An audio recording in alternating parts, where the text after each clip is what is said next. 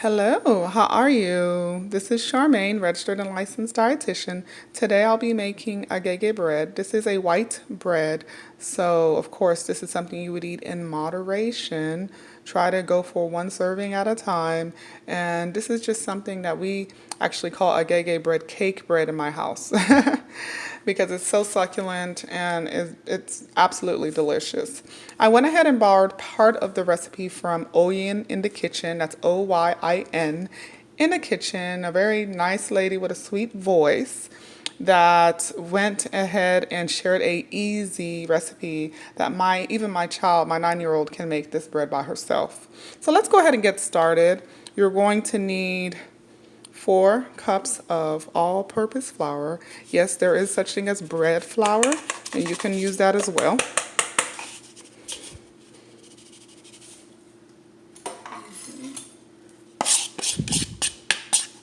Okay.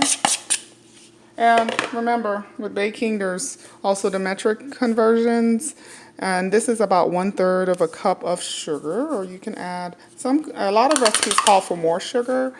I don't really care for too much sweetness, but that's up to you. 1/2 cup of powdered milk. So that's the difference in her recipe. She doesn't use this. About 1 teaspoon of salt. Very important in the baking process. I have salted butter instead of the unsalted butter recommended, so that's why I'm using less salt than normal. This is actually citric acid, and I'm using 1/2 teaspoon. This is going to help preserve the bread and also help with bubbles. And finally, nutmeg, about 1/2 teaspoon. So that's our dry ingredients. Go ahead and stir it around, get it all even. So I wanted to give you a quick story, like a little 30-second story. I am having so much trouble getting my last born to be a little more independent. I really think it's very important for children to be able to self-soothe. Sometimes I think it's a blessing when kids suck their thumbs at a very early age because it helps. You know, they're able to kind of get control of their emotions by themselves in their own body. But my last born has to be carried several hours a day. Overnight, he kind of just jumps up and starts screaming because he just wants to be held sometimes. He does sleep through the night most of the time, but I just wanted to share that. So right now, I am trying to get him to cry it out a little bit. And I know some experts say that's not good, but I actually had a nurse practitioner that taught me with my second born that you do have to let them cry it out sometimes. So that's what we're working on now. We're trying to get our last born to be more independent. Okay, so now, time for the wet ingredients. Take 1 egg, scramble it.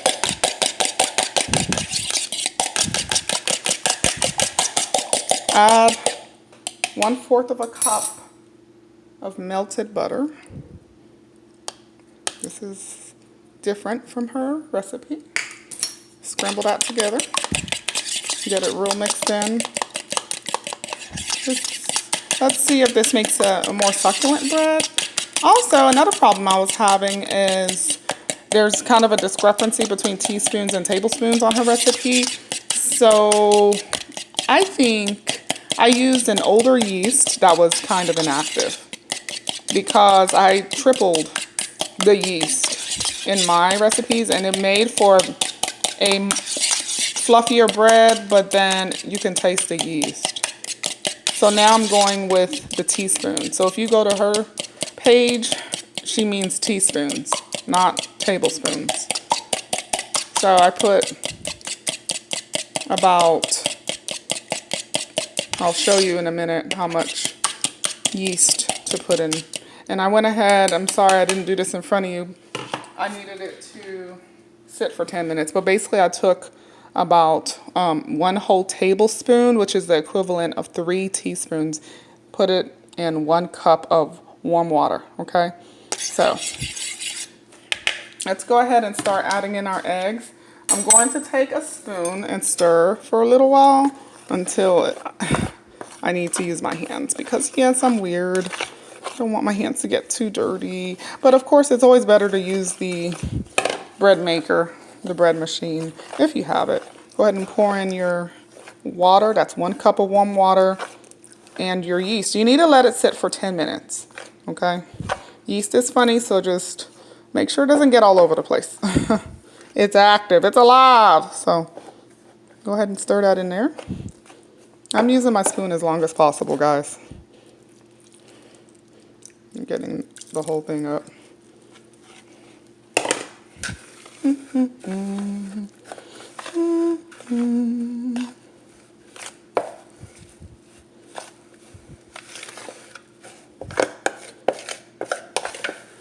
So we're getting it really mixed in with just a spoon. This is a very basic homemade bread recipe. I like to, whenever I'm first learning something, I like to do things the authentic way before I start tweaking, if you know what I mean. So bear with me on this journey. And then we'll finish off adding the rest of the egg and butter concoction.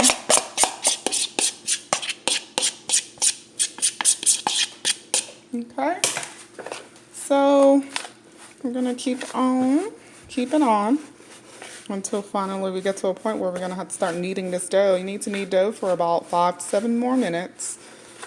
So almost like you're beating it up, but it's okay. We have to do what we have to do. Okay, so keep on mixing it.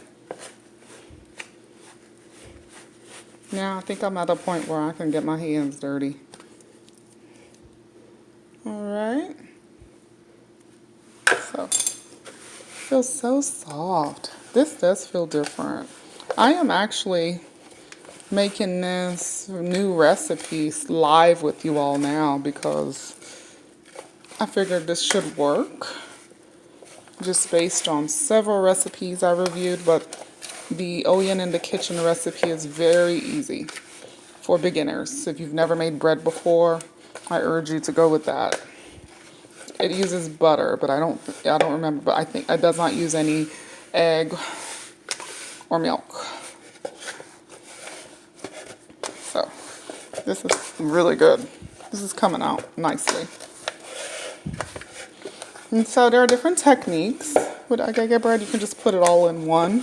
You can take the whole dough and just slap it in the bread tin, or you can actually take it by, just put balls in the tin. Or you can actually take balls of the bread and then roll it, and then put the rolled versions inside of the bread pan. So just keep on kneading. It's gonna take time. So I love it. It's like Play-Doh. It's awesome. My daughter loves this part. So this is the part where if you so choose, you can add more butter. Okay? And even after it bakes, you can brush it with more butter. So just kind of knead it. Knead it, knead it, knead it. Okay? Go ahead and preheat your oven now if you haven't already at 350, and the cooking time will be, I'm going to put it for 20 minutes because it only needs to bake for about 15 minutes. So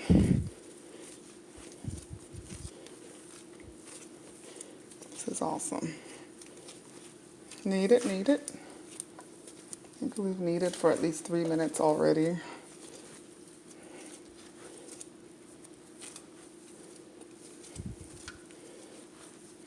Kneading dough is kind of fun. So I'm kind of getting the last of it from this spoon. I don't like wasting any kind of food. I'm so funny like that. I don't know why. But anyone that comes over knows I don't like wasting food. And then if you feel like your bread is getting a little too mushy-wushy, then add a little more flour. Mine, it's borderline. Like, it's kind of like, okay, should I add more flour or nah? It's not sticking to my hands.